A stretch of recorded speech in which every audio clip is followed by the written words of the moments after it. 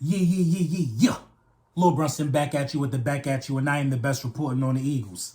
Yo, real quick, Manscaped, use code Brunson, save 20% off. You know the vibes with the big Manscaped deal. Shout out to the sponsors. You know I got nothing but love and respect for big Manscaped. They've been rocking with us for a very, very long time. Let's get into the meat and potatoes. I had time to sit and process this game. I sat down. I sat with it. You know what I mean? I thought about what I really, really saw. You know, I saw, you know, a coaching staff that's confused. I saw a coaching staff that's confused, and I saw a bunch of young players being put into these confusing situations. Jordan Mailata got punished today. I don't want to single out individual people because there was a lot of things. First, let me get to Nick Sirianni. Nick Sirianni came out and called the beautiful first drive of the game. I know nobody want to hear nothing positive, but that's just what it was. Trust me, the positives don't stay for very long in this video. Nick Sirianni called the beautiful game. A beautiful first opening drive. The run game helped out. Jalen Hurts was under center. It was being mixed up. Play action, RPO, everything was being mixed up. Kept the defense guessing, kept the defense honest. You could tell from the beginning of this game that Miles Sanders was going to be featured in this game and be utilized, and it was going to be to our advantage. We go down there and score. Raiders get the ball back. You know what I'm saying? We kind of squander our opportunity. You know what I'm saying? To go up 14-0. I think we force an early punt. Well, no, we don't force an early punt. The Raiders are just moving the ball down the field. Raiders are moving the ball down the field like they do. They get into the red zone because Nick Sirianni did the first questionable thing of the day. Nick Sirianni had a situation to where he stopped the Raiders. The defense stopped the Raiders. It was a 4th and 3. He accepted a penalty. They were in range of punting. No chance of putting points on the board. They were in range of punting. Nick Sirianni accepted a penalty, made it a 3rd and 15. I don't know why you would do that. That's questionable. That's very unorthodox of any head coach in the National Football League. They convert, get in field goal range. Avonte Maddox gets an interception, so really no sweat, right? No. I don't look at things like that. I look at a pattern, and that pattern continued in this game of risky plays that can hurt your team. You know what I'm saying? That pattern continues of risky plays that can hurt your team. The second risky thing, before we get into it, we're going to get into the defense. The second risky thing that Nick Sirianni did was he understood that we was down in the game. I guess he wanted some type of a spark. He opens up the second half with an onside kick, knowing your defense wasn't even able to hold water. You put your defense in a position to be on a short field, knowing that they can't hold water. That also was questionable. The last thing that was questionable, Dallas Goedert on a 4th and 10. Instead of taking the points, he elected to go for it. Dallas Goedert did get it, but Jalen Hurts fumbled a few plays later. Questionable play calls. I don't go for it right there. Even though you convert it, it's just not how you play football and how you win. Because right after you convert it, you put Jalen Hurts in a shotgun on the goal line. Didn't try to make nothing happen. Didn't try to get creative. You went to your old faithful, shotgun on the goal line. Bad snap. They're saying Stool hit Kelsey's leg and the ball came out funny. Hurt should have still fell on it. We could have salvaged that and still got something out of the drive. But, you know, the situational awareness of the football team is just not there in situations like that. It's not there in situations like that. Derek Carr was 90%. Derek Carr was 90%, ladies and gentlemen. He was 91%. Give or take a few percent. The defense couldn't do nothing with Derek Carr today. They couldn't stop Derek Carr. Derek Carr got his 300-yard passing game. The first, quarterback to do so on us. They passed and ran the ball at will. Some stuff got to change. That's what I'm saying. You see what I'm saying? Some stuff got to change. The coaches got to, somebody got to go. Somebody got to go. You can't go out there with the veterans that the Philadelphia Eagles have. Looking lethargic, having no energy, not wanting to be out there. You can't go out there and just be disrespecting the colors at this point. You can't do it. It's unacceptable. It's unacceptable. That was ugly, ladies and gentlemen. That was the definition of ugly. Not only did you start the game the way you should start every game, with mixing up the play calling, getting your quarterback in rhythm, targeting Devontae Smith, keeping Zach Ertz in the game, and Dallas got it in the game plan as well.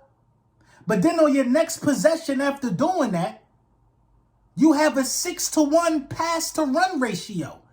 You deviate from what made you successful on the first drive just to revert back to who you really, really are as a play caller on the second drive. How does that make sense? How does Jonathan Gannon not adjust make sense? Somebody should be fired after a performance like that. But we know Howie Roseman ain't going nowhere. A lot of things don't look right with this football team. Get rid of the vets. Everybody from the Super Bowl team need to go. They need to go somewhere. Listen, Carson Wentz and Zach Ertz might have salvaged their careers. Zach Ertz, the longest touchdown pass of his career happened today with the Arizona Cardinals. If that don't tell you something wrong with our game plan, we thought he was old, right? If that don't tell you it's something wrong in the building in Philadelphia, I don't know what else can. What more do you need to see that the management is flawed and they're holding everybody back from success? You got Darius Slay and Steven Nelson, the guy you paid for. You paid for these guys to sit them in a zone? You could have just got anybody to do that. How do you not mix it up, Jonathan Gannon, and try to get Derek Carr off of his rhythm? You just let him throw for 91%. He threw 30 passes. It ain't like he threw the ball 12 times. He was like 31 for 34. Or whatever. How do you not adjust? How do you just keep getting hit with the jab in the same eye and don't move your head? How? How can the coaches look at themselves in the mirror the next day? The way they left the team out to dry don't make no sense. If the Philadelphia Eagles were only down 3, they had no chance of coming back because the defense didn't do enough to help them. You fumble twice. You go into this thing with a run-first mindset to an extent. Miles Sanders gets hurt. I don't know, from overutilization, this is the first time he's been used. Listen, the Gainwell fumble wasn't a fumble. Jalen Hurts with the bonehead fumble in the red zone. Penalties on third downs again. Dudes walking around not looking like they enthused. Get rid of some people. Fire some coaches. I bet if you fire Jonathan Gannon, Nick Sirianni wakes up.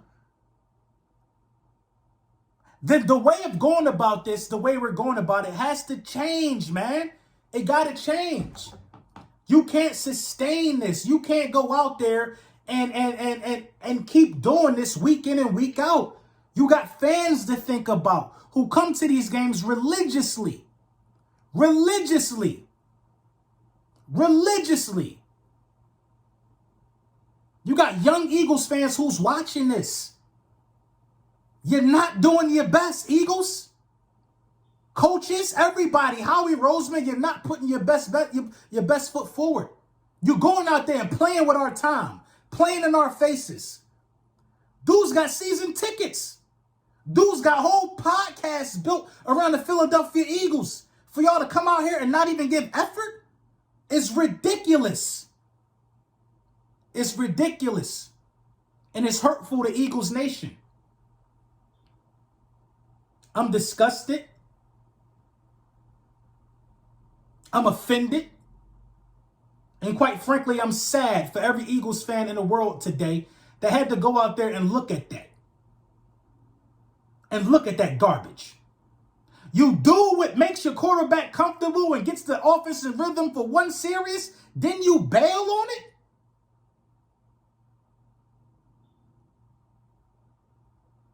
You don't adjust as a defensive coordinator after you see Derek Carr having his way? They literally could have won the game by just running the ball if they wanted.